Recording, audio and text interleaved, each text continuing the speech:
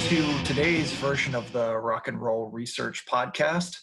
I'm super excited to welcome Jordan Cusner from McCormick to the show.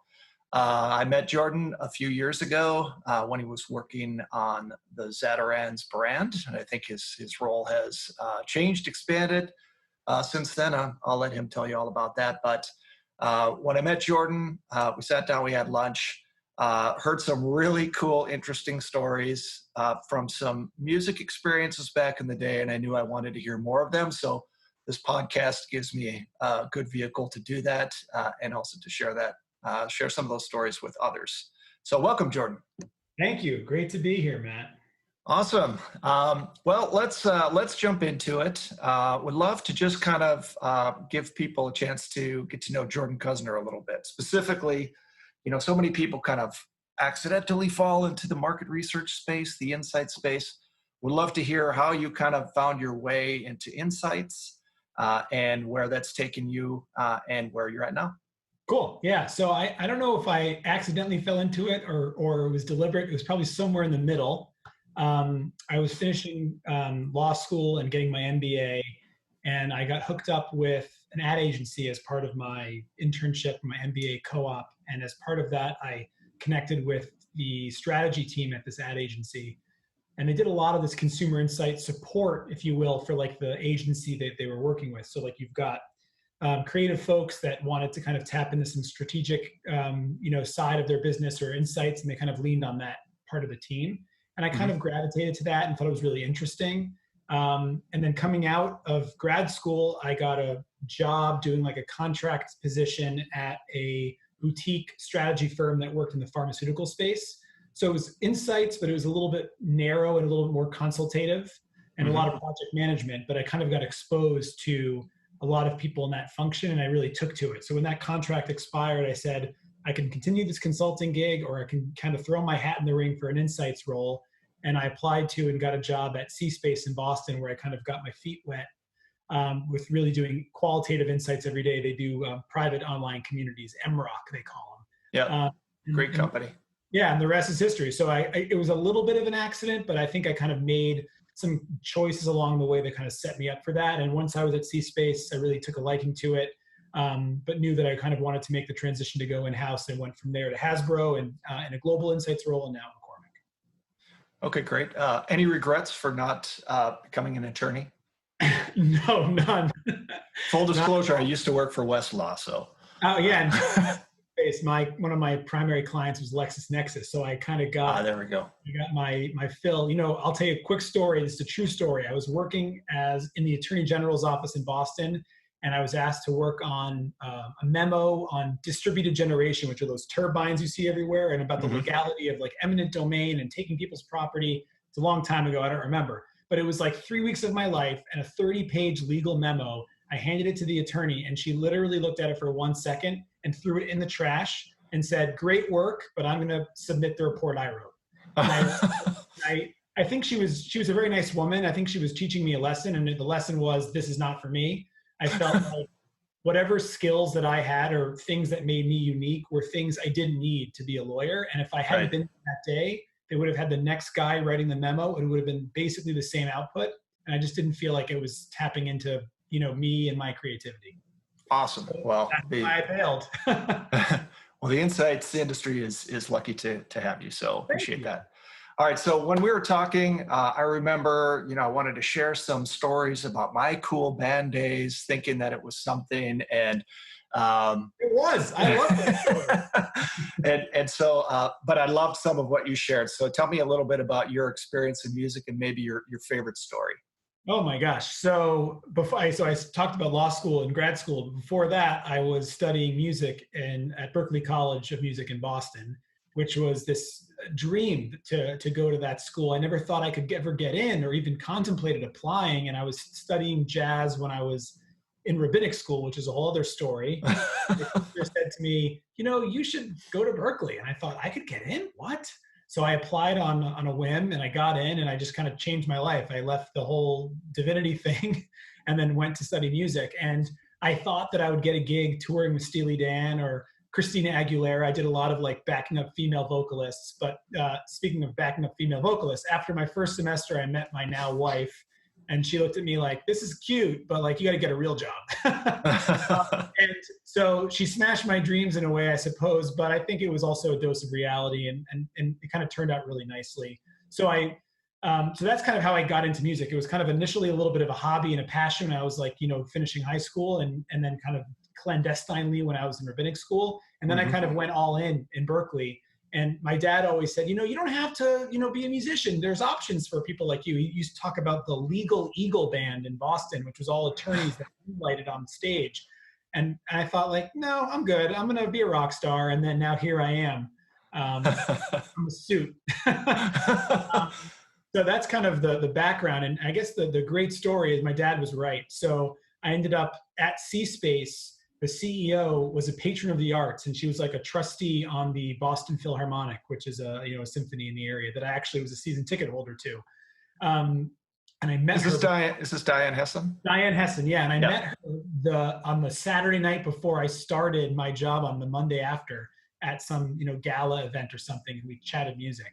And then a year or two later, we were leaving our office in Watertown, Mass, moving to our new digs in Boston. And she wanted to do something really special to say goodbye to our office that we had been in for a number of years. She said, let's make a concert. And so I was asked, and there was another Berklee grad, his name was Chris, that I worked with. He played the drums. He was excellent. And they said, can you put a band together for a concert? We said, sure. When's the gig? They said, tomorrow. So we got our gear and we rehearsed in the cafeteria, and everybody came back for this party the next day, and we killed. And, killed may be a strong word, but it was good enough. And it actually became the first in Communispace's annual concert that they call C-Jam. So we ended up doing it every year where we'd bring people in from the organization. We'd kind of let everybody sing a song, and we had like a backing band. We'd let people play a song here or there. And now it's kind of like a C-Space tradition. They've actually rented out a bar, and it becomes like a whole thing versus doing it in their cafeteria. So I was there from the beginning of that. And then I went to Hasbro, and I joined the Hasbro All-Star Band called Toys to Men. I'm in McCormick's All-Star Band, which I helped to kind of start. It's called Sage Against the Machine. You like that? Very nice. Very so nice. My dad was right. So here it is. I have a real job, but I get to do this music stuff, on the side almost. But the people I'm playing with are employees and coworkers who understand that I've got the demands of this, insights work that I'm doing, and I'm traveling or I'm presenting to leadership or whatever. So we're able to kind of work our rehearsals and our gigs around all of our work schedules. So I kind of get the best of both worlds. Oh, that's fantastic. I've been searching for a company band my whole career, and I haven't found it yet. So you've given me some hope. Yeah. So there's so much talk there has been over the last few years about what makes a good insights person. And I keep hearing the term polymath thrown around, and you certainly seem to fit that kind of mold. So actually it's the opposite of a mold, right? So as you think about what you've done in music and some of these other things, are there any lessons that you can take from those experiences that you've applied to your professional career, your suit career? Yeah, yeah. So it's tough. Let me think. I'm not sure how directly they're relating, but I guess I can think of a couple things. So one is the need to be consultative, and I think that really is about a couple things like listening and improvising, right? And I think there's certainly a ton of that in music. And it took me a while to get there. I'm not a naturally gifted musician by any stretch, and I'm not just being humble. I work really hard at it. And I know guys who can just kind of pick it up, or gals who can just pick it up.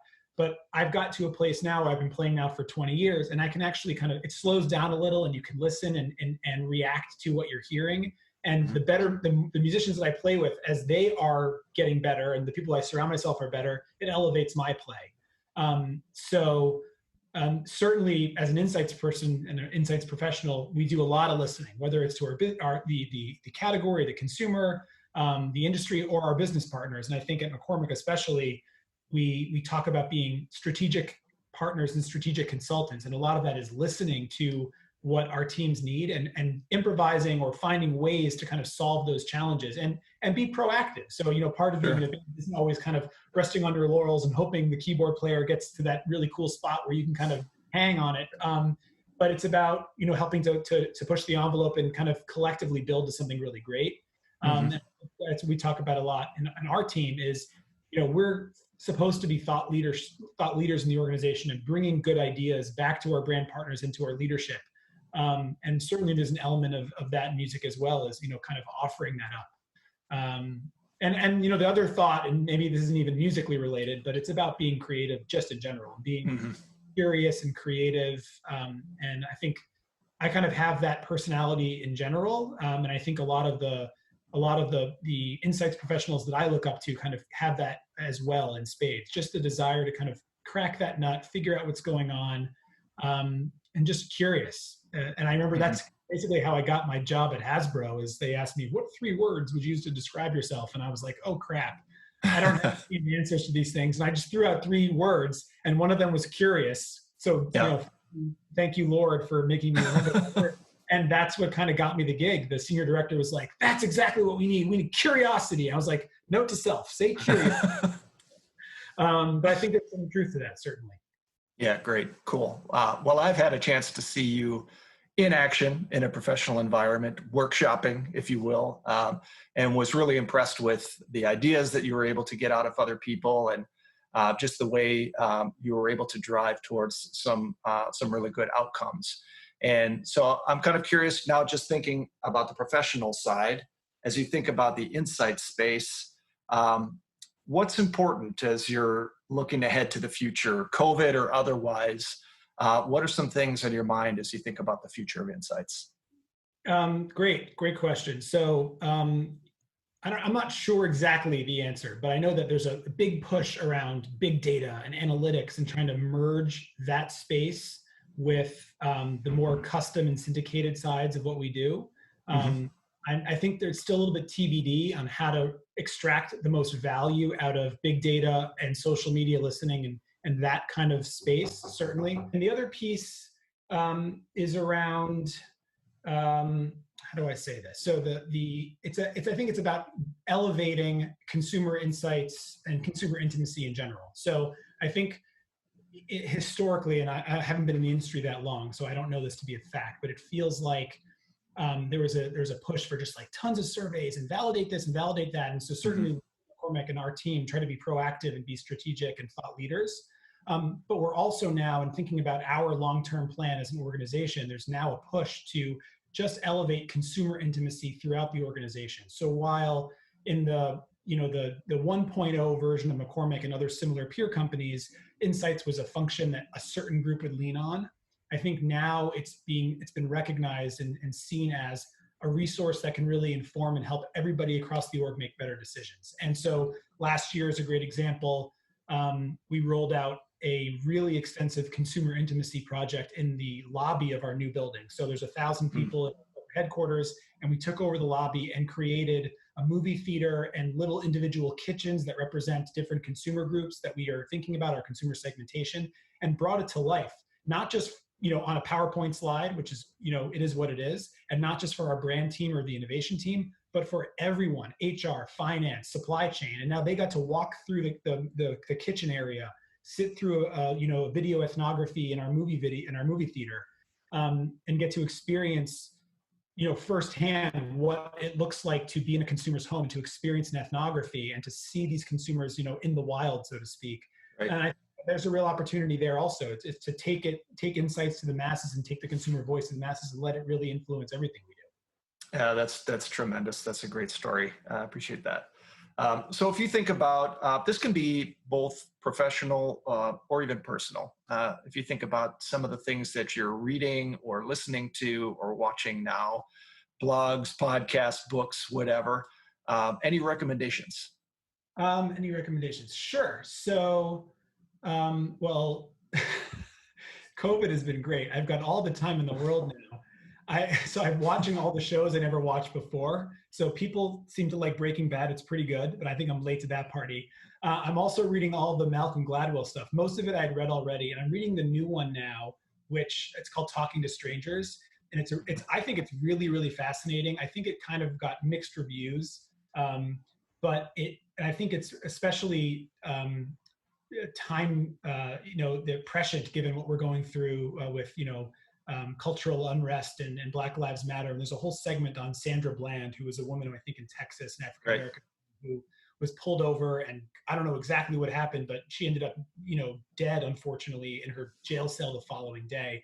And it talks about how here were two people that really nobody wanted this to happen, but they had such a difficult time connecting with one another and seeing each other for who they are and being able to communicate. And, I've got, like I said, 5 kids. And what I tell them is communication isn't about yelling what you want to say as loudly as you can, but it's about finding the words that you need to make sure I understand what you're trying to tell me. And I think that's kind of the pact that we in our family try to maintain, and thinking about that story and about, the challenge of talking to strangers and how it applies to what we do in Insights, right? When I go to someone's home, one of my favorite trips is when I go to our office in Gretna, Louisiana, to support our Zatarain's rice business.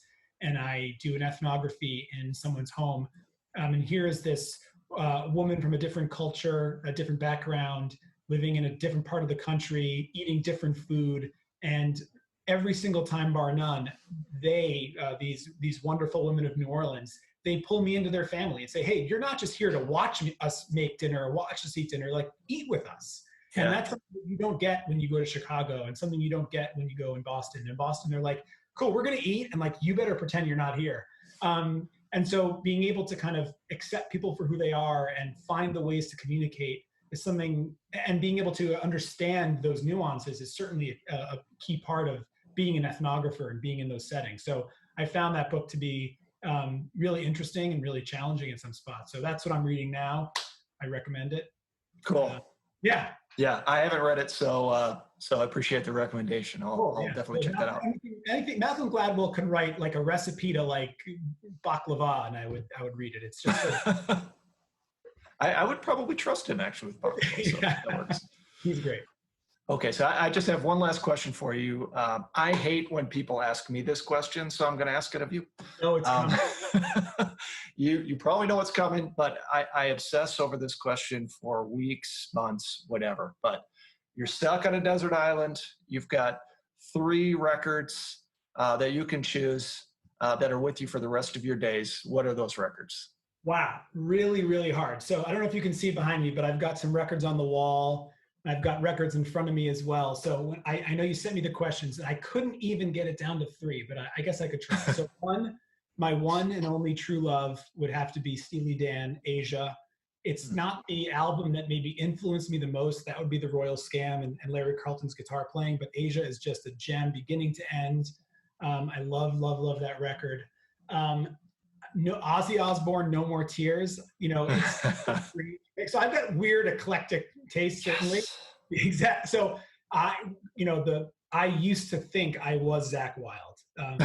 Ozzy's, retired. You got the beard, actually. I know, right? I've met the guy. He's obviously a legend, and but that record, it's just awesome. The guitar playing is great. Ozzy sounds as good as Ozzy's gonna sound, and it's great. I was struggling between that one and like Master of Puppets. I love Puppets too, and that is like also that was like what I listened to before I played guitar. Like I was all about Metallica. And then the third one I would say would be Frank Zappa, Hot Rats. Nice. So I love like progressive rock, and there's just something about that record especially that brings me back. I think that might have been the first Zappa record I bought, and I think I gravitated to it because it was instrumental and I was kind of intrigued by that. And I think at the time I didn't understand who Frank Zappa was and what he was up to, and a lot of his other songs were kind of, I didn't get the satire, and I thought they were like idiotic. And I think they probably were idiotic. And now that was the first one I was like, okay. And like, I think there's like 10 words in the whole record: hot rat, hot suits, hot zoots, hot meat. He kind of yells that during Willie the Pimp, or actually not him, it's Captain Beefheart who yells them. But it's a great record beginning to end. And through that, it kind of opened up the door to the rest of Frank Zappa's music, which I have now become obsessive with. And Zappa plays Zappa, and the Dweezil thing is great, but like the core old school stuff, 200 Motels, Cucamonga, I mean, all of it, it's one size fits all. I mean, all these records are just like genius. Cool. Yeah. I can't believe we got to 3. I could easily do 10 more. Oh, Deep Purple Machine Head, like. Oh yeah, yes. Photo 4, yes. Like, how do I not have that on my list? It's wrong. Or Abbey Road. Total 4 was actually the first album I ever bought with my own money. So great. So Toto is the most underappreciated rock band. I absolutely love Toto. They have a bad rap because Frank Zappa made a joke about them once about how they were like sissies or something. And now people who are serious musicians like talk down to Toto. And I'm like, you are nuts. So that's my Zappa Toto struggle. I'm on your side on this one. So yes, thank you. Cool. All right. Super interesting. I really appreciate it. I'm sure you'll have maybe some people following up with you on topic A, topic B, topic C, because a lot of paths there, but really appreciate the time, Jordan. Thank you. And thank you so much. I think this is a really cool thing you're doing. Rock and roll research is such a great idea. And I'm happy to be part of it. And I'd love to see where this goes. Let's get some stories up here. Cool. All right. Thanks so much, Jordan. All right. Take care.